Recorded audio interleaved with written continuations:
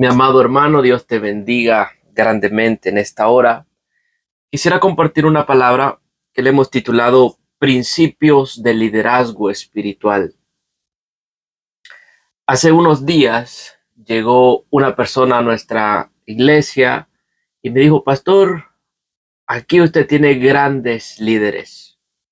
Y este comentario me llamó la atención porque en nuestro entorno, en la iglesia general del Señor, se habla mucho acerca de líderes, de liderazgo, y se habla de las estrategias, del alcance, de la visión que un líder debe de tener y cosas por el estilo. Pero cuando vamos a la palabra del Señor, nos damos cuenta que Dios no solamente eh, quiere en su casa líderes, sino que Él desea un liderazgo espiritual. Diga conmigo: liderazgo espiritual. Y cuando nosotros miramos un liderazgo espiritual, podemos encontrar que ahí hay unas características importantes, primarias, y estas son una vida de santidad y por lo tanto también una relación correcta delante de Dios. Entonces, ¿cómo identificamos un liderazgo espiritual? Bueno, lo identificamos precisamente por esto, por una vida de santidad y también por una relación correcta con Dios. Cuando vamos a la palabra del Señor y leemos en Levítico capítulo 20, versículo 7, dice la palabra: santificaos pues y sed santos, porque yo soy el Señor vuestro Dios. Santo en hebreo es la palabra Kodesh, que significa separado. Santo en griego es la palabra agios, que significa separado, separado del pecado. De manera que cuando empezamos a hablar de la palabra santidad en un liderazgo, estamos hablando de un siervo, de una sierva del Señor, quienes han sido primariamente separados del pecado para consagrarse al Señor. En Primera de Pedro, en su primer capítulo, en los versículos del 14 al 19, nosotros leemos lo siguiente: como hijos obedientes, no os conforméis a los deseos que antes tenías en vuestra ignorancia, sino que así como aquel que os llamó es santo, así también sed vosotros santos en toda vuestra manera de vivir, porque escrito está: sed santos, porque yo soy santo. Y si invocáis como Padre aquel que imparcialmente juzga según la obra de cada uno, conducíos en temor durante el tiempo de vuestra peregrinación, sabiendo que no fuisteis redimidos de vuestra vana manera de vivir, heredada de vuestros padres, con cosas perecederas como oro o plata, sino con sangre preciosa, como de un cordero sin tacha y sin mancha, la sangre de Cristo. Un líder espiritual conoce esto, vive esta realidad. Él ya no vive como solía vivir antes. Él ahora es separado para Dios, es apartado para Dios. Todo lo que se relaciona con Dios debe de ser santo. Y cuando echamos un vistazo a las Escrituras, nos encontramos con esta realidad. El nombre de Dios es santo. Su espíritu es santo. Sus caminos son santos. La ciudad que Él tiene preparada para su iglesia es la ciudad santa. Su trono es santo. Sus ángeles son santos. Sus profetas son llamados santos. En el tabernáculo, tú sabes que había un lugar que se llamaba el lugar santísimo. Su pueblo es llamado mi pueblo santo en Deuteronomio 7:6. La tierra donde Dios llevó al pueblo judío fue llamada Tierra Santa. Entonces Dios espera, mi amado hermano, que vivamos una vida santa. Mira lo que dice la palabra del Señor en Romanos en el capítulo 12 y su primer versículo. Vamos a leer la palabra de nuestro Señor para que podamos aquí revisar en Romanos capítulo 12 y su versículo 1. Romanos 12, versículo 1.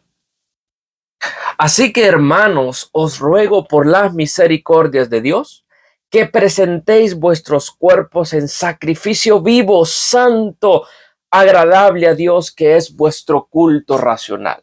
En otras palabras, si hay una manera de vivir para Dios, de ejercer un liderazgo espiritual, es presentarse a Dios con nuestros cuerpos como un sacrificio santo, agradable para Dios, que dice que es vuestro culto racional, que si hay una manera de adorar a nuestro Dios es precisamente con una vida de santidad.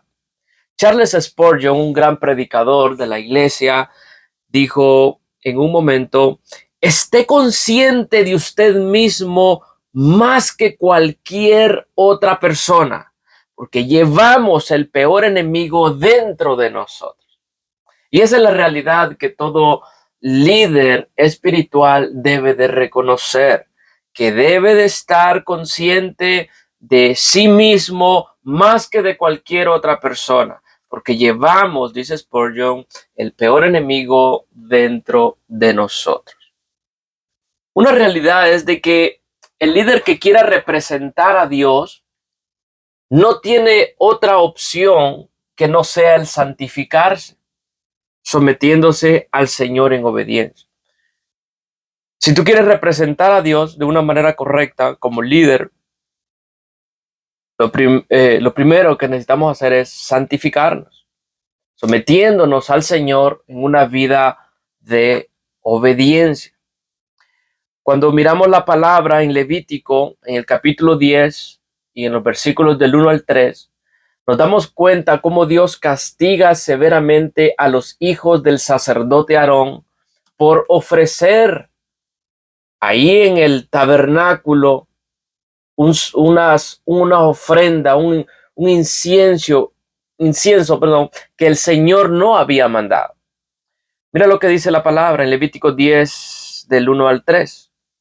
Nadab y Abiú, hijos de Aarón, tomaron sus respectivos incensarios y después de poner en ellos fuego y echar incienso sobre él, ofrecieron delante del Señor fuego extraño que él no les había ordenado.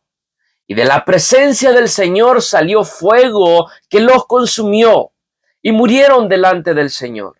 Entonces Moisés dijo a Aarón: esto es lo que el Señor habló diciendo: como santo seré tratado por los que se acercan a mí, y en presencia de todo el pueblo seré honrado. Y Aarón guardó silencio. En Éxodo capítulo 30, los versículos 37 al 38, esto era lo que Dios había mandado. Y el incienso que harás, no lo haréis en las mismas proporciones para vuestro propio uso. Te será santo para el Señor. Cualquiera que haga incienso como este, para usarlo como perfume, será cortado entre su pueblo. Esto era precisamente lo que habían hecho los hijos de Aarón, Nadab y Abiú. Habían ofrecido al Señor un fuego extraño, algo que Dios no había mandado. Con respecto a la santificación y al liderazgo espiritual, nosotros debemos de entender que mi vida de santificación precede a mi utilización por parte de Dios. Es decir, siempre que Dios va a usar a sus siervos, Dios primero trata con ellos, Dios los santifica y entonces Dios los usa. Si tú quieres que Dios te use a ti, recuerda que primeramente es necesario vivir una vida de santificación, una vida de obediencia. Isaías capítulo 6 de los versículos 6 al 8 dice: entonces voló hacia mí uno de los serafines con un carbón encendido en su mano que había tomado del altar con las tenazas, y con él tocó mi boca, está hablando el profeta Isaías, y dijo: he aquí, esto ha tocado tus labios, y has quitado tu iniquidad y perdonado tu pecado. Y oí la voz del Señor que decía: ¿a quién enviaré y quién irá por nosotros? Entonces respondí: heme aquí, envíame a mí.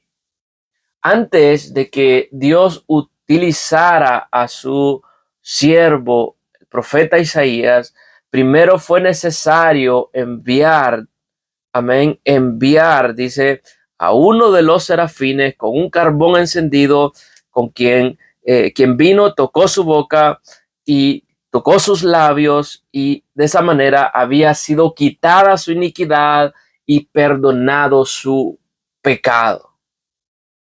Fue hasta ese momento entonces que Isaías dijo: heme aquí, envíame a mí. El problema de hoy en día es que muchos dicen: envíame a mí, pero todavía son amantes del pecado. Pero nuestra santificación precede a nuestra utilización de parte de Dios. Otro ejemplo de eso es no solamente en la vida del profeta Isaías, sino también en la vida del apóstol Pedro. En Lucas, en el capítulo 5, versículos del 8 al 10, leemos lo siguiente. Al ver esto, Simón Pedro cayó a los pies de Jesús, diciendo: apártate de mí, Señor, pues soy hombre pecador. Mira cómo se ve Pedro delante del Señor Jesucristo. Y le dice: apártate de mí, Señor, pues soy hombre pecador. Porque el asombro, dice la palabra, porque el asombro se había apoderado de él y de todos sus compañeros por la redada de peces que habían hecho. Y lo mismo le sucedió también a Jacobo y a Juan, hijos de Zebedeo, que eran socios de Simón. Y Jesús dijo a Simón: no temas, desde ahora serás pescador de hombres. Porque nuestra santificación precede a nuestra utilización. Antes de ser utilizados por el Señor, necesitamos primero ser santificados por Él y su palabra. Nosotros debemos de entender de que Dios aborrece el pecado. Dijo A.W. Pink diciendo que Dios con frecuencia ha perdonado a pecadores, pero Dios nunca ha perdonado el pecado, porque cuando un pecador es perdonado es siempre a expensas de otro. Fue a expensas del Señor Jesucristo que tú has sido perdonado. El castigo sobre tu pecado fue sobre nuestro Señor Jesucristo. Y debemos de entender de que coquetear con el pecado siempre es costoso. Coquetear con el pecado siempre es costoso. Debemos de recordar que el pecado engendra pecado, que el pecado siempre nos lleva más allá de nuestros supuestos límites. Nosotros pensamos que hasta ese lugar vamos a llegar. Sin embargo, el pecado siempre te llevará más allá de tu pecado. El pecado esclaviza y nos mantiene atados por más tiempo del que quisiéramos estar. A veces pensamos de que hacemos una acción pecaminosa y que nos libraremos tan fácil, pero la realidad es de que el pecado nos terminará esclavizando y manteniéndonos atados mucho más tiempo del que queríamos pasar así. El pecado siempre nos cuesta más de lo que nosotros queríamos pagar. Otra realidad es de que tú y yo podemos elegir el pecado, pero es Dios quien siempre elige las consecuencias. Porque coquetear con el pecado es costoso.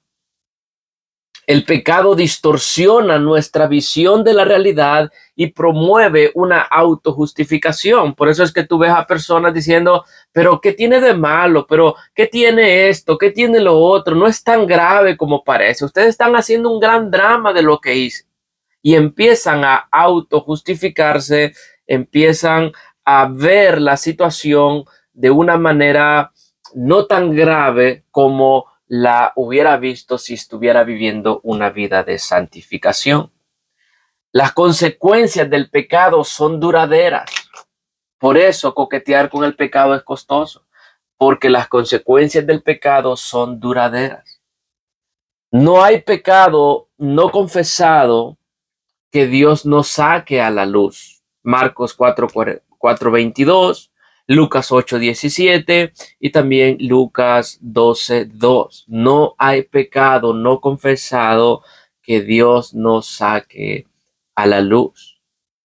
Mi pecado comienza cuando yo quiero, pero las consecuencias comienzan cuando Dios quiera.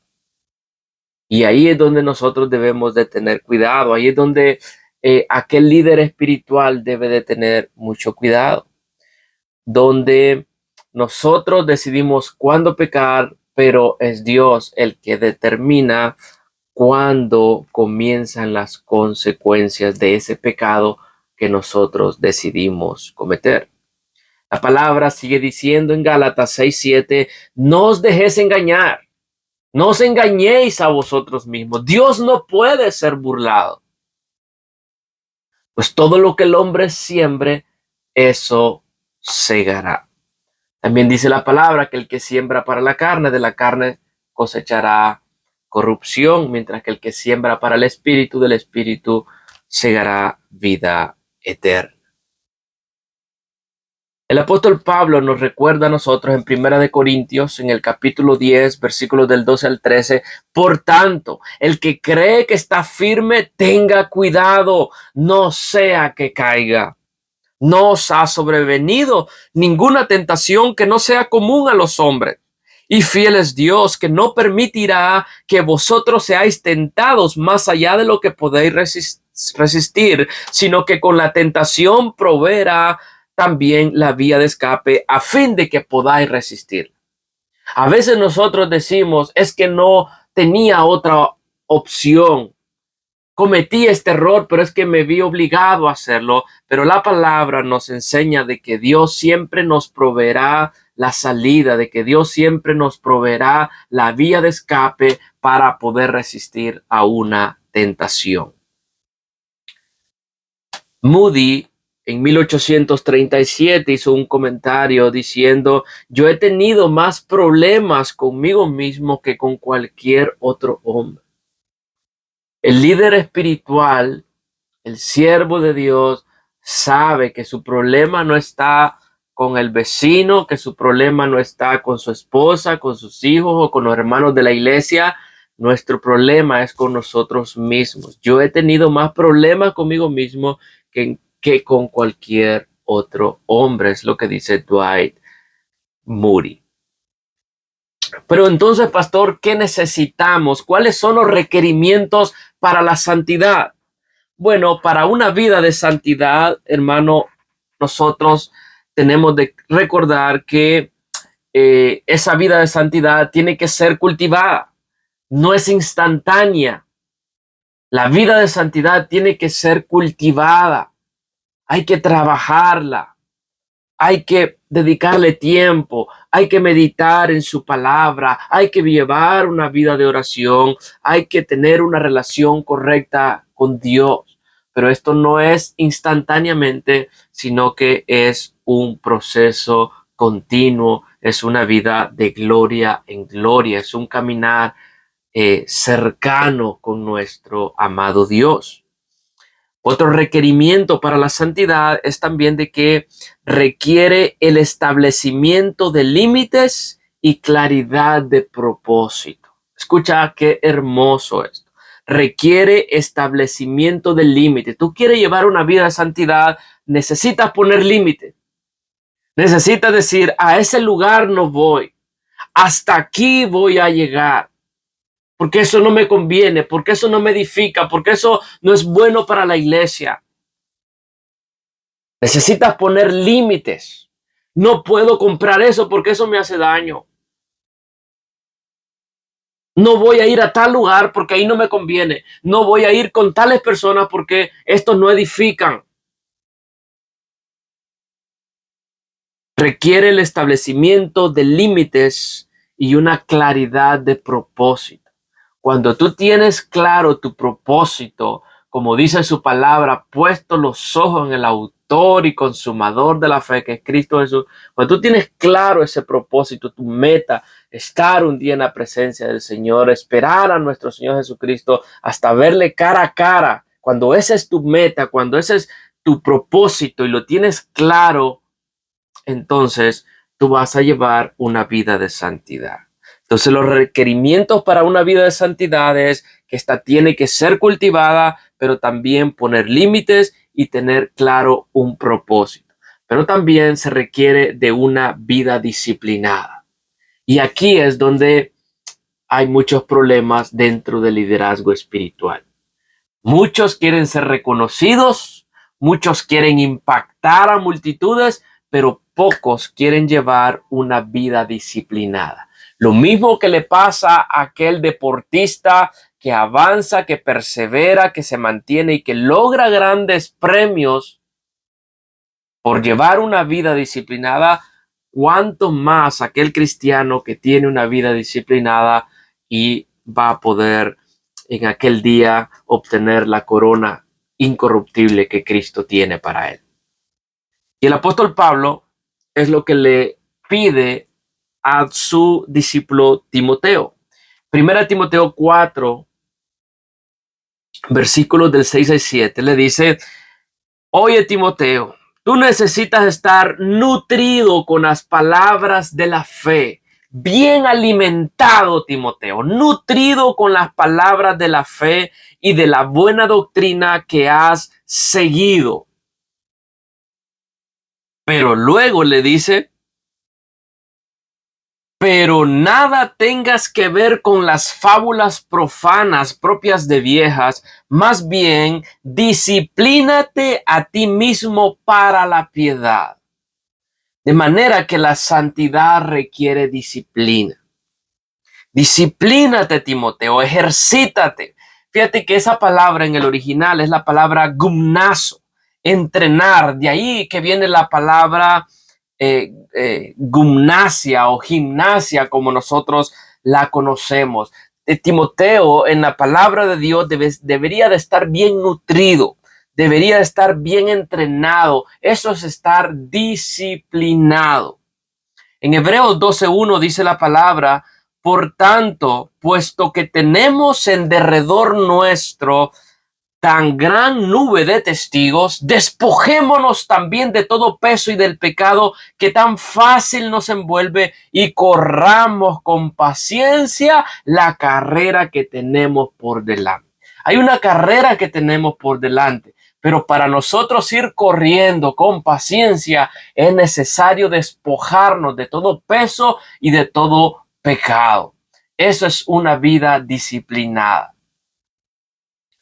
Hay cosas, mi amado hermano, que no necesariamente son pecados, pero que sí representan un peso.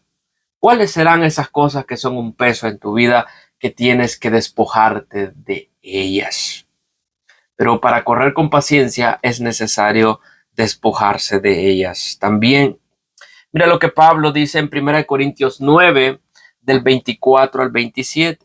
¿No sabéis que los que corren en el estadio, todos en verdad corren, pero solo uno obtiene el premio? Corred de tal modo que ganéis. Y todo el que compite en los juegos se abstiene de todo. Ellos lo hacen para recibir una corona corruptible, pero nosotros una incorruptible. Por tanto, yo de esta manera corro, no como sin tener meta. De esta manera peleo, no como dando golpes al aire, sino que golpeo mi cuerpo y lo hago mi esclavo, no sea que habiendo predicado a otros, yo mismo sea descalificado. El apóstol Pablo sabía que tenía una meta. El apóstol Pablo no tiraba golpes al aire como sin saber qué hacer. Él sabe su meta, él sabe por qué está corriendo y dice el apóstol Pablo: nosotros tenemos una corona incorruptible. Pero para obtenerla es necesario una vida de santidad, una vida disciplinada. La santidad no solamente implica disciplina, pero también implica sacrificio. Primera de Timoteo 4:10 dice, porque por esto trabajamos. Escucha esa palabra, la puedes subrayar. Por esto trabajamos y nos esforzamos, porque hemos puesto nuestra esperanza en el Dios vivo, que es el Salvador de todos los hombres, especialmente de los creyentes. Escucha las palabras de Pablo. Trabajamos. Eso nos habla a nosotros de un esfuerzo fatigoso. Hay personas que quieren vivir una vida light, una vida fácil, una vida de facilismo, donde piensa que también la santidad es fácil, pero se requiere disciplina y se requiere sacrificio. Por esto trabajamos, esfuerzo fatigoso. Por eso nos esforzamos, es decir, competir con adversario. Nosotros tenemos claramente establecido quién es nuestro adversario, nuestros adversarios en la palabra. Por lo tanto, con más razón, debemos de competir contra nuestros adversarios. Debemos de esforzarnos. Necesitamos una vida disciplinada, pero también una vida de sacrificio. Y hablando de esta vida de santidad, mira lo que Pablo le sugiere a Timoteo, 1 Timoteo 5, del 12 al 16. Yo quiero que pongas atención a estas frases que Pablo le marca a Timoteo. Le dice, sé ejemplo. ¿Tú puedes marcar esa palabra? Sé ejemplo a los creyentes en palabra, conducta, amor, fe y pureza. Ocúpate en la lectura de las escrituras, la exhortación y la enseñanza. Mira lo que Pablo le está diciendo a Timoteo. Sé ejemplo, ocúpate. Más adelante le dice, no descuides el don espiritual de Dios que está en ti. Reflexiona sobre estas cosas. Dedícate a ellas para que tu aprovechamiento sea evidente a todos. Ten cuidado de ti mismo. Ten cuidado de ti mismo y de la enseñanza. Persevera en estas cosas. Todas estas cosas son necesarias para nosotros poder ser líderes espirituales. Timoteo estaba a cargo de unas iglesias que el apóstol Pablo había fundado en Éfeso, y ahí estaba Timoteo, pero para poder Timoteo ejercer su liderazgo espiritual necesitaba ser ejemplo, ocuparse en la lectura, no descuidar el don, reflexionar sobre estas cosas, dedicarse a ellas, tener cuidado de él mismo y de la enseñanza y perseverar en estas cosas. Todo esto es necesario para que hayan líderes espirituales dentro de la iglesia del Señor Jesucristo. Hay algunas observaciones con respecto a la realidad de la iglesia de nuestros días. ¿Dónde está la iglesia de nuestros días con respecto a esto? Bueno, en primer lugar, de que la vida cristiana disciplinada es lamentablemente la excepción y no la regla. La vida disciplinada dentro de la iglesia es la excepción, es decir, no existe. En lugar de ser la regla, debería ser la prioridad, debería ser la necesidad número uno antes de que se ponga o se llame a un líder espiritual dentro de una iglesia. Entre disciplina y legalismo hay una diferencia. ¿Por qué razón? Porque la disciplina, muchos lo confunden. Cuando ves tú a un siervo, cuando ves tú a una congregación donde esta es disciplinada, se les suele confundir con que es una iglesia legalista.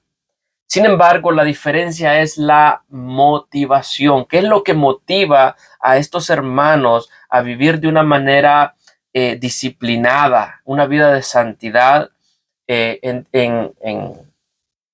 contra una vida de legalismo? El legalismo se centra en el ser humano y en las supuestas cosas de Dios. Eso es legalista. se centra, él está enfocado en el ser humano y en las supuestas cosas de Dios. Aparentemente está dedicándose a las cosas de Dios, mientras que la disciplina se centra en Dios, agradarle a Él y darle la gloria a Él. Eso es una vida disciplinada. Se centra en Dios para agradarle a Él, para servirle solamente a Él. Pero el legalismo piensa en el hombre y en las aparentes cosas de Dios. Por eso el Señor Jesucristo dijo en Mateo, en el capítulo 23, versículo del 23 al 24, ¡ay de vosotros, escribas y fariseos hipócritas! Porque pagáis el diezmo de la menta, del eneldo y del comino, y habéis descuidado los preceptos de más peso de la ley, la justicia, la misericordia y la fidelidad. Y estas son las cosas que debías haber hecho sin descuidar aquellas. Guías ciegos, que coláis el mosquito y os tragáis el camello. Lastimosamente, mucha gente hoy en día dentro de la iglesia es más legalista que espiritual, más legalista que disciplinada. ¿Por qué? Porque están centrados en ellos y no en la verdadera gloria de Dios. Se preocupan por ir bien vestidos, se preocupan por traer corbata, se preocupan por pagar sus diezmos, sus ofrendas, que no es malo hacerlo, porque estas cosas debías de hacerlo, dice el Señor, pero sin olvidar la justicia, la misericordia y la fidelidad. Una vida de santidad, una vida agradable a Dios. Así que hay una gran diferencia entre una vida disciplinada y una vida legalista. Los legalistas se cuelan los mosquitos y se tragan los camellos, pero los líderes espirituales viven para darle la gloria a Dios. Otra observación que miramos nosotros aquí con respecto a dónde está ubicada la iglesia es que, por ejemplo, los hombres son menos disciplinados que las mujeres. Un dato nos muestra a nosotros que la asistencia en las iglesias de promedio es del 60% de las mujeres contra un 40% de los hombres. Y la realidad es de que las mujeres se preocupan más por el bienestar espiritual de sus esposos que a la inversa. A menudo miramos en las congregaciones a mujeres orando, intercediendo, ahí solas en la iglesia por sus esposos, mientras que estos están viendo el partido de fútbol en sus casas. Y a su nombre. Gloria al Señor. Razones por la cual hay una baja vida espiritual. Por la autosuficiencia. El hombre piensa de que es autosuficiente, que él todo lo puede hacer sin necesidad de ese Dios. Y estamos hablando de personas dentro de la congregación que piensan que son capaces para predicar, para enseñar, para dirigir un programa, confiando en su fuerza, en su sabiduría, en sus talentos, pero separados de Dios. Y la cualidad primaria de un líder espiritual es la santidad, pero también una relación correcta con Dios. Estas dos cosas deben de estar presentes en aquel líder espiritual, ya sea que seas pastor, ya sea que seas pastor de jóvenes, ya sea que seas pastor de caballeros, cualquier posición, cualquier servicio que tú tengas en la iglesia como liderazgo espiritual, no podemos ser autosuficientes, necesitamos de la ayuda del Señor, necesitamos depender del Señor. Pero una de las razones de esta baja vida espiritual se debe a la autosuficiencia. Yo lo puedo todo, no necesito de Dios. El individualismo, no necesito que nadie más me ayude. Déjenme solo, yo puedo hacer todo eso. Y no consideramos, pero la palabra dice que en la multitud de consejeros hay sabiduría. Otra de las cosas es el facilismo. Por eso hay una baja vida espiritual dentro de la iglesia, dentro del liderazgo espiritual, por el facilismo. Todo lo queremos fácil, lo queremos copiado, lo queremos hecho, lo queremos recalentado, no queremos trabajar, no queremos esforzarnos, no queremos orar, queremos milagros, pero ni siquiera oramos. Queremos que la iglesia se llene de personas, pero no salimos a evangelizar.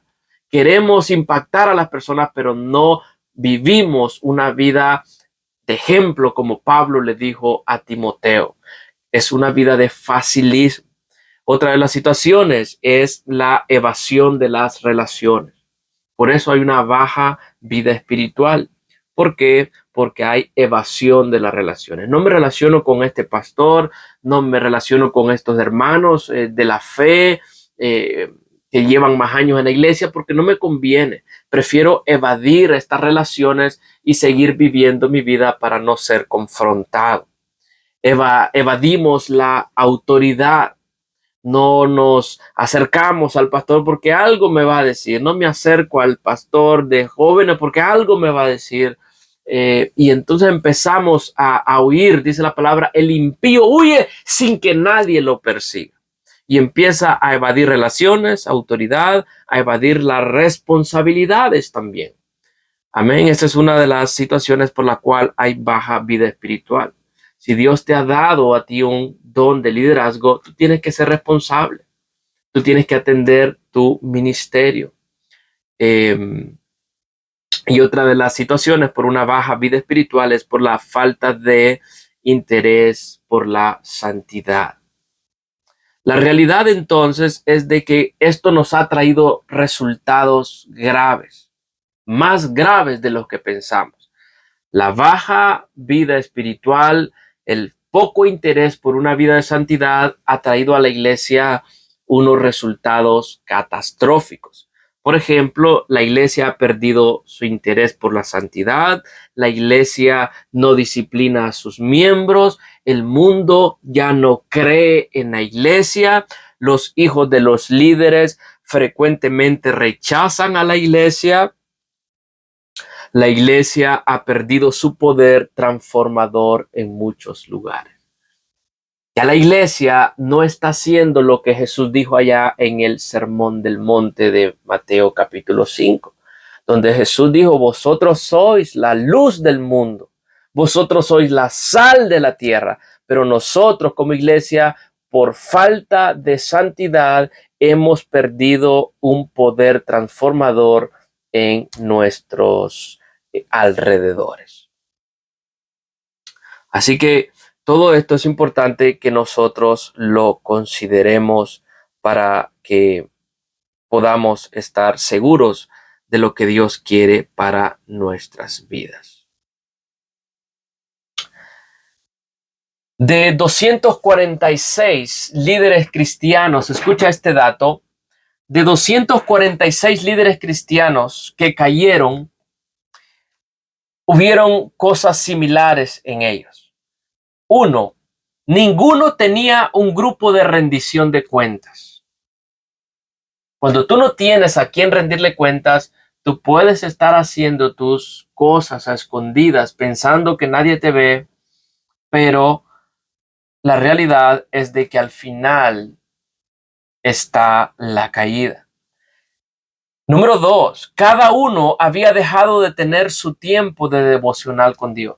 Cuando dejamos de presentarnos delante de nuestro Rey, de nuestro amado Dios, entonces adelante está la caída. Número 3, sin excepción, cada uno de ellos estaba convencido de que él nunca tendría un fracaso moral. Cuando se le preguntaron a estos 246 líderes cristianos que luego cayeron, todos ellos concordaron de que ninguno estaba convencido de que en algún momento, que todos estaban convencidos de que en ningún momento tendrían un fracaso moral. Entonces, ¿qué dice la palabra del Señor? Mira lo que dice la segunda carta de Timoteo 2, del 1 al 9. Tú pues, hijo mío, fortalécete en la gracia. Pastor, ¿qué puedo hacer? Hermano, fortalécete en la gracia que hay en Cristo Jesús. Y lo que has oído de mí en la presencia de muchos testigos, eso encarga a hombres fieles que sean idóneos para enseñar también a otros. Sufre penalidades conmigo, le dice Pablo a Timoteo, como buen soldado de Cristo Jesús. Porque ningún soldado en servicio activo se enreda en los negocios de la vida diaria a fin de poder agradar al que lo reclutó como soldado. Y también el que compite como atleta no gana el premio, sino compite de acuerdo con las reglas.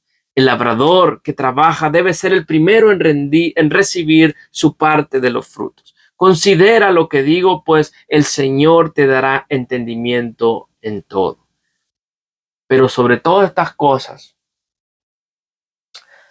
si tú te fortaleces, si tú sufres penalidades, si tú compites como atleta, si tú trabajas arduamente como el labrador, pero no te olvides de acordarte de nuestro Señor Jesucristo. Acuérdate de Jesucristo, resucitado de entre los muertos, descendiente de David, conforme a mi evangelio, por el cual sufro penalidades hasta el encarcelamiento como un malhechor, pero la palabra de Dios no está presa. Pablo le sugiere a Timoteo, sobre todas las cosas, acuérdate del Señor Jesucristo. ¿Qué necesitamos para esa vida de santificación dentro del liderazgo espiritual? Recordar que necesitamos poner vallas de protección. ¿Cuáles son esas vallas de protección? Número 1, la oración y la adoración constante y sincera. La oración y la adoración constante y sincera.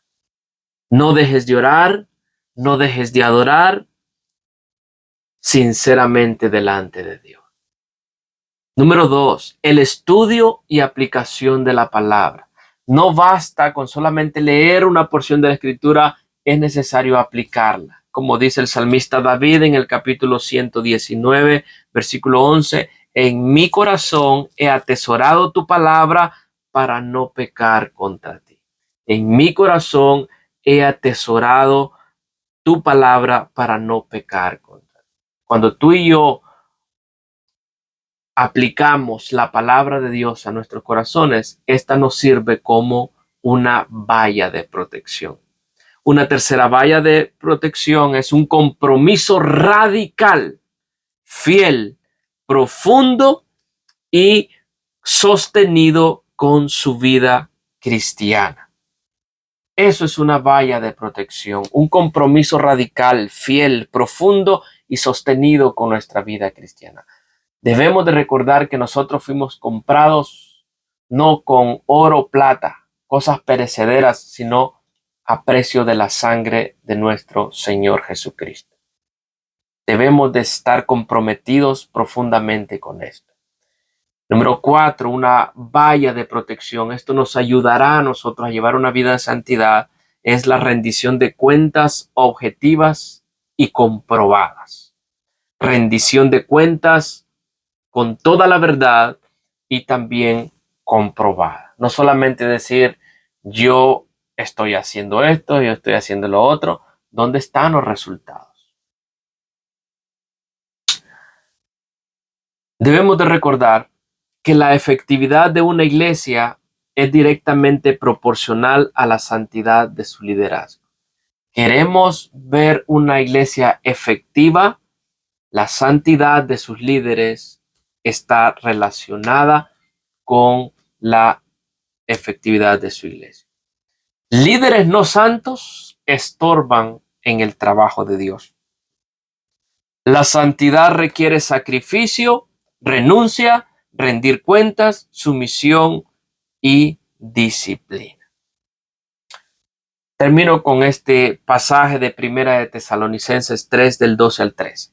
Que el Señor os haga crecer y abundar en amor unos para con otros, como también nosotros lo hacemos para con vosotros, a fin de que Él afirme vuestros corazones irreprensibles en santidad, delante de nuestro Dios y Padre, en la venida de nuestro Señor Jesús con todos sus santos. Dios bendiga esta palabra, Dios bendiga esta enseñanza. Espero sea de edificación para tu vida. Si Dios te ha llamado, si Dios te está llamando a una posición de liderazgo, recuerda que no es simplemente un líder, no se trata solamente de implementar ideas, no es solamente de mover masas, no se trata solamente de de presentar estrategias.